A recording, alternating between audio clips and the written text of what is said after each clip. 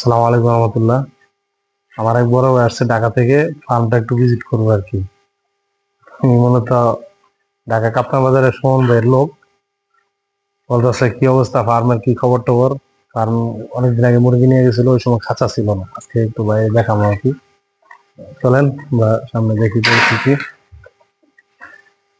এটার সিস্টেমটা হচ্ছে আপনার 4 তলা বিশিষ্ট আর কি। 4 তলায় মুরগি থাকবে। খাবারটা টোটালি অটো অটো যাবে, খাওয়ানো অটো বাজলে অটো যাবে। হাতে কোনো খাবার নাই।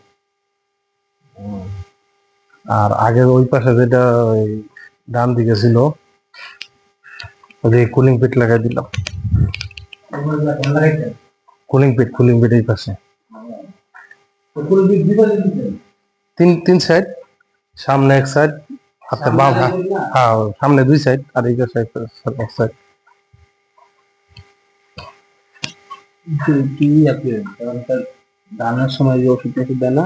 হ্যাঁ, ওই সময় একটু সাবধানে থাকতে হবে। ওষুধ মানে খেতে বিষ দেয় না? হ্যাঁ হ্যাঁ, আমার ওই সময় একটু সাবধানে থাকতে হবে। খেতে বিষ দিলে কি সমস্যা কি? বিষটা কিন্তু মুরগিদের অনেক বড় ক্ষতি করে। ও আমগুলির দিকে বাইরের টানে, বাইরের তো বাতাসটা টানতেছে না, সেগুলো টানতেছে, সামনেটা টানতেছে। এদিকে অসুবিধা হওয়ার কথা না। তারপর ওই পাশে ধানের জমি নাই। ভাই খুব ভালো একটা পরামর্শ দিল, ধানের সময় আসলে যাতে খেতে অনেক সময় ওষুধ দেয়, বিষ দেয়, এন্ডিল দেয়, এগুলো যাতে ফার্মে না আসে এই জন্য একটু পরামর্শ দিল আর কি। তো এই সব পরিস্থিতি, খাবারটা হুপারের মধ্যে বোঝা যায়। হুপার ওই যে ওই মাথায় আমাদের হুপার দিয়ে খাবারটা উঠবো, পরে হুপারের মাধ্যমে পুরোটা ওই মাথায়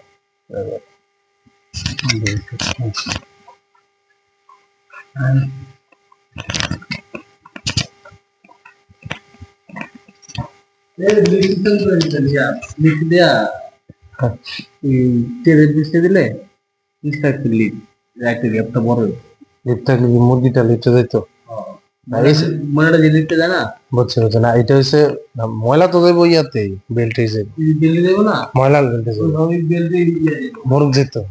আর মুরগির জন্য আমরা এই সিস্টেমটা করি নাই। ভাই বলতেছে ওই যে মুরগিটা যাতে বেল্টের মাধ্যমে যায় আর কি। আমরা মূলত এই ডিজাইনটা আমরা এইভাবে করি নাই, পরবর্তীতে ইনশাল্লাহ এই ডিজাইনে আমরা আসার চিন্তা ভাবনা করতেছি।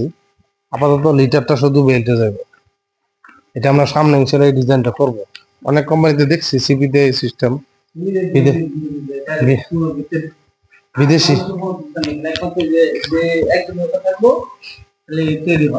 বিদেশি কিছু কোম্পানিতে আমি দেখছি এই সিস্টেম। এটা হচ্ছে মুরগির আসবো এই বেল্টে আসবো একবার ময়লা থাকে এই বেল্টে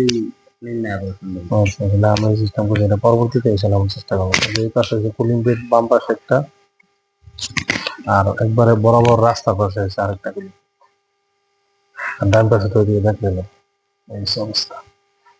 কাজ ইনশাল্লাহ দেখি আগামী বয়লার লাগা দিয়ে যদি পানি গরম করে দিত, বয়লার লাগা দিয়ে সিবিতে সিস্টেম করতে পারে, বয়লার লাগা দিতে হবে। পানি গরম তো গ্যাসে মারতো, আমরা ওইটা হিটার দিয়ে ইয়ে করবো। ওই বয়লার আর হিটারতে একই, তাহলে বয়লার পানি নিয়ে দিচ্ছে গরম হয়, মানে আমাদের খরচটা কি এইভাবে বেশি হবে না এইভাবে বেশি? হিটারের কারেন্ট তো বেশি পড়বে, বয়লার তেল পড়বে বা কারেন্ট তাহলে কারেন্ট পড়বে। হিটার তো আপনার ওই গ্যাস থাকবে পাশাপাশি, বিদ্যুৎ দুইটা একসাথে। ঠিক আছে, আর কিন্তু কারেন্ট না থাকলে আর কি তার বয়স সিস্টেম করতে তখন বয়লার দিয়ে কি বয়লার গরম পানি নামাইতেছে, শীতের সময় গরম হওয়ার টানতেছে, আর গ্যাসের ইয়েটা বন্ধ দিতে আছে, খরচটা বেশি হবে। আচ্ছা আচ্ছা, গ্যাসের খরচ ঠিক বেশি, গ্যাস বন্ধ করে দিয়ে আর বয়লার লাগাইলে মনে হয় পেটের ফর্মালিটিটা চেঞ্জ করতে হবে। কাগজের না, গাড়ির মধ্যে যে রেগুলেটরটা থাকে ওইটার মতো লাগে। আচ্ছা আচ্ছা, ভাই বলতেছে হচ্ছে এই ব্রয়লার আছে এক ধরনের ব্রয়লার, মানে পানিটা গরম করবো, পানিটা গরম করার পরে শীতের মধ্যে যেমন আমরা ঠান্ডা করি, কুলিং প্যাড হিসেবে ব্যবহার করি।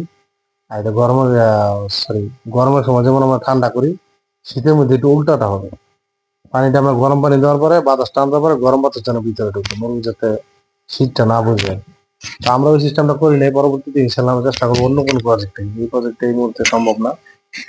তো আজ এই পর্যন্তই, পরবর্তী দিনে নতুন কোনো ভিডিওতে দেখা হবে ইনশাল্লাহ।